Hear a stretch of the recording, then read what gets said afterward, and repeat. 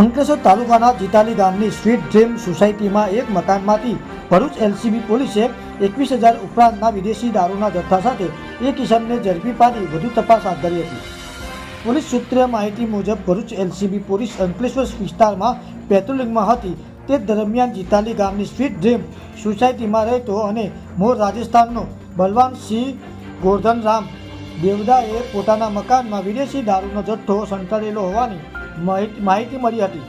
જે માહિતીના આધારે એલસીબી પોલીસે રેડ કરતા મકાનમાંથી રૂપિયા 21,000 ઉપરાંતનો મુદ્દામાલ મળી આવ્યો હતો. પોલીસે બલવાનસિંહ દેવડાની ધરપકડ કરી વિદેશી દારૂ અને મોબાઈલ મળી કુલ રૂપિયા 26,000 ઉપરાંતનો મુદ્દામાલ કબજે કરી તેની વિરુદ્ધ અંકલેશ્વર રૂરલ પોલીસ મથકમાં ફરિયાદ નોંધાવી હતી. પોલીસે ગુનો નોંધી વધુ તપાસ હાથ ધરી હતી.